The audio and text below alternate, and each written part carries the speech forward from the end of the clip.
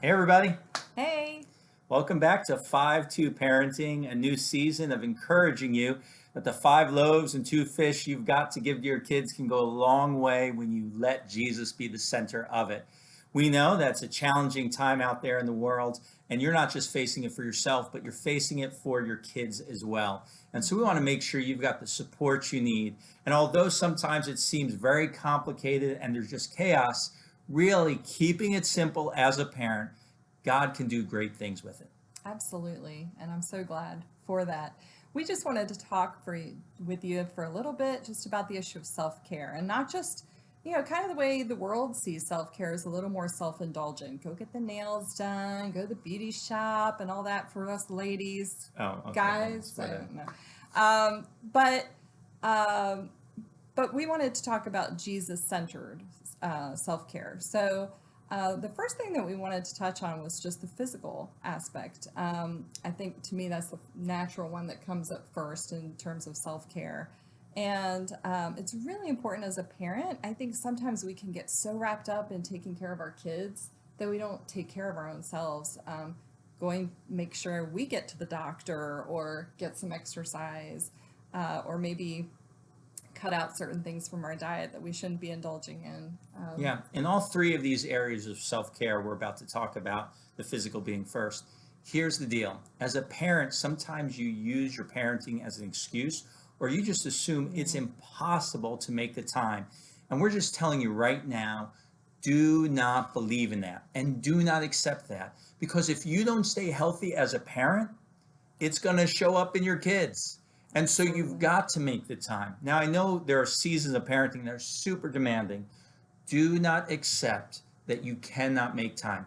Get intentional about that. You could try to spend all this time counseling, or you could just get focused on I need to stay healthy, and it's going to show up and pay huge dividends in your parenting.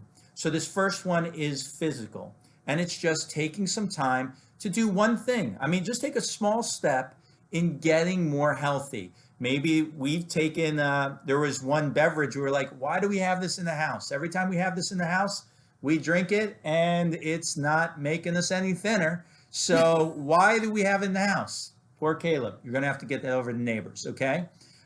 We've got a water app we both use. Oops, it used to be on. And we track our water, just like, man, let's get healthy and take care of ourselves in a very simple way. Or maybe it is just having a conversation with each other, or even your kids say, hey, mom, dad, I need 20 minutes to go for a walk or to do an exercise video.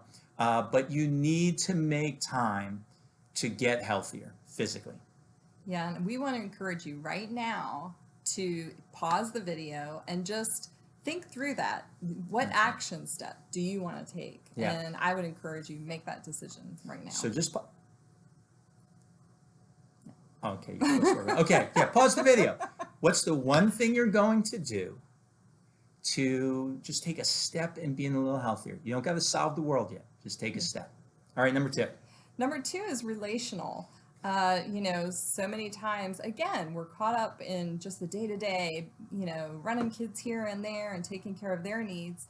But really, our relationships are a great need. So, with husbands and wives, that's an important priority that you need to make that a priority, and other people too. So, getting involved in small groups at our church is a great way to do that. It's already laid out there and so easy for you, and people that are in similar life stages. Where you can really just be yourself and talk about the struggles and encourage each other and really and check on each other and see how you're doing.